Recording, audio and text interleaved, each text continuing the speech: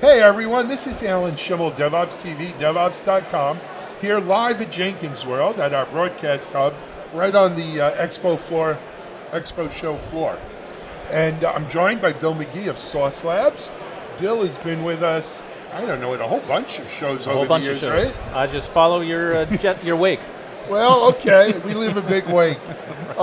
But Bill is from Sauce Labs, of course. And Bill, in case anyone in our audience is not familiar with Sauce, why don't you give them a quick background? Sure. Well, thank you, Alan. It's great to be here. Sauce Labs is basically the world's largest hosted Selenium grid in the cloud. So if you're using the open source Selenium framework, testing framework standard, or you're using Appium for mobile testing, and you don't want your team to have the soul-crushing experience of trying to maintain a test infrastructure, you come to our cloud-based Selenium grid in the sky. Yep. So, a SaaS-based offering. Bill, you and I had a nice discussion off camera, a little bit about the maturation of the DevOps market. I'm pretty sure I interviewed you last year at Jenkins World. Yep. Probably interviewed you the year before as well. We've seen this show grow from 600 people to, I think they said there'll be something like 2,000 people here this year. It's a lot of people, man. But at the same time, it speaks to the DevOps market as a whole. Right. And we've seen, I was just actually talking with Pete Chestner from Veracode. Veracode and DevOps.com. We did a little global DevOps and DevSecOps skills survey. Interesting in it though, 10% of organizations said that they're doing DevOps now end-to-end enterprise-wide, right? Which is a high number because previous numbers I've seen it range around 6, 7, 8%. So I don't think that 10% is necessarily an outlier. It's within that range. But I also, being the eternal optimist, to me, that's great because that means we have 90% of the world yet to convert, but we also have 10% as real kind of case studies, real evidence. I'd be curious, did they ask how many haven't even begun? Yes. So it was around interestingly, around the same 10%. Yeah. So, well, maybe it was a little higher. It might have been 15%. I think the number was 10% were end-to-end, another 70%, so that would mean 20% haven't done anything. Another 70% dabbled from varying degrees, everywhere from planning something, tried something, have several things underway, but not total. Right. So there was a spectrum there, if you will. Yeah.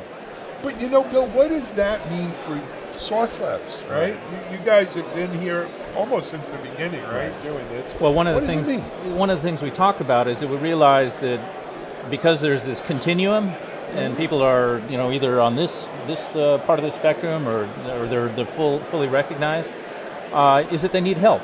And one of the things that we've done over the past couple of years is really build out a solutions architecture team, sales engineers, people who go on site, and now we're doing day-long visits where we'll have 60 people in a room. It's kind of like a mini conference, but it's all about understanding their workflow, understanding their practice, and basically helping them customize a plan. And I think that's what people need most. Help. Yeah. They want to do it. The question is, how do they get it done? Bill, that's such an interesting thing, though, because, Sauce at the end of the day is a SaaS-based solution. Right. And we tend to think of SaaS as self-service. And that includes, we give you plenty of, a great FAQ up on the web and how-to videos on YouTube. Right. And go get them, Tiger. Right. But yet, your experiences, that's not enough. People still need a little more hand-holding than that. They need a little more training. They need to kind of crystallize what it is they want to accomplish, how to accomplish it. Right? Well, and the biggest thing that we hear is that testing is the biggest bottleneck in a continuous delivery process. And, we operate on an open source standard called Selenium. So first, you need to be writing Selenium scripts or Appium scripts. Then you need to have the knowledge and the wherewithal to say, okay, well, I want to run tests in parallel. That's a complete computer science a nut where you Yeah. have to take a very long test suite and figure out how do I build these, atomic and autonomous pieces, and that's something that you need help doing. It's configuring the other parts of the tool chain. We're here because we integrate with Jenkins, and and every other parts of the ecosystem. But people need to know, well, I've got this tool set and I've got this workflow. How do I put together a program? And you can do that. And we have a lot of people who come in through self-serve who start out and then they grow to be very large customers because they dip their toe and it's like, okay, I kind of get this. I like seeing my test suite go from 8 hours to 8 minutes and basically begin to that part of their continuous delivery journey. Excellent. That's an interesting model. Like the entrepreneur in me says, are we going to see more SaaS-based companies adopt more of a little bit more of a hand-holding solution? Right.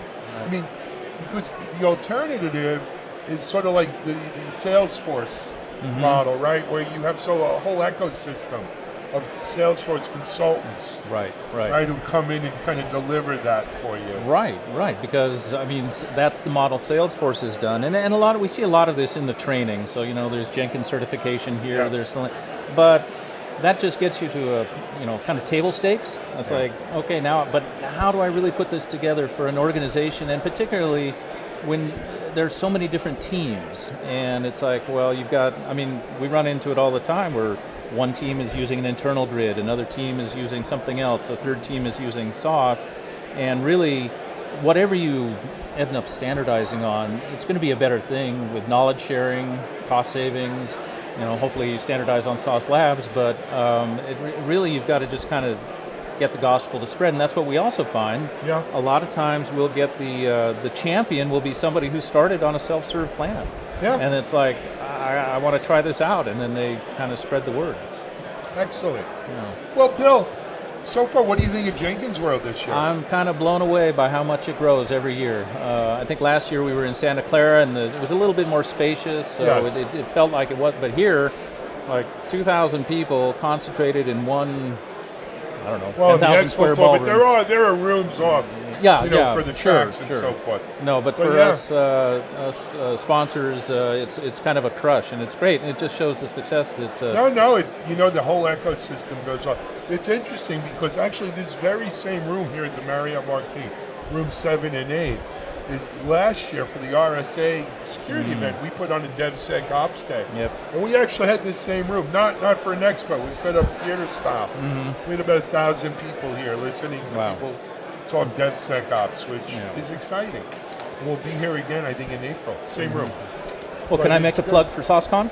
Absolutely. I was going to ask you. Most importantly, because I want to make sure it's on your calendar. Okay, so we just announced SauceCon. It's our Sauce Labs user conference. We had a very successful inaugural event in June this year. I remember. And now we're doing it March 1st and 2nd back here in San Francisco. Where in San Fran, do you know? We're going to do it at the Park 55 Hotel. I'm staying there today. Great. There you go. It's serendipity. We'll book your room. At any rate, we're really excited because we just had a lot of, Charles, our CEO, put it very, very well. It's like our customers presenting to each other. It's like, I did this, I learned from that, and it's just been very gratifying.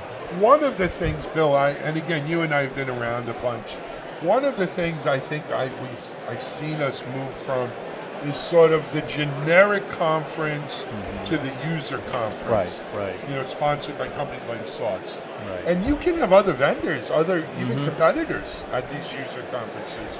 But I think it makes for a better user community. And what's interesting is that we get a lot of feedback that it's like the talks were crisp, and then we had a lot of break time where you could sit and talk to other users and network. And it's a little bit of a more chilled atmosphere like that. Right. Yeah? I'd call it a meetup on steroids. So what were those dates? March 1st and 2nd? March 1st, 2nd. Optional all-day workshop sessions on February 28th here in San Francisco, and we've got the call for papers open right now. We'd love to hear from anyone who's got a great story about their journey to continuous testing, automated testing, mobile in particular. We're really trying to place an emphasis on mobile. Where can they go to this call for papers? It's basically saucecon.com. Saucecon, SAUCECON? SAUCECON.com. .com. Yeah. Great, man. All right. Hey, Bill, pleasure having Always you great. here. Thank you, Hey, Alan. this is Alan Schimmel, DevOps TV, DevOps.com, here at Jenkins World.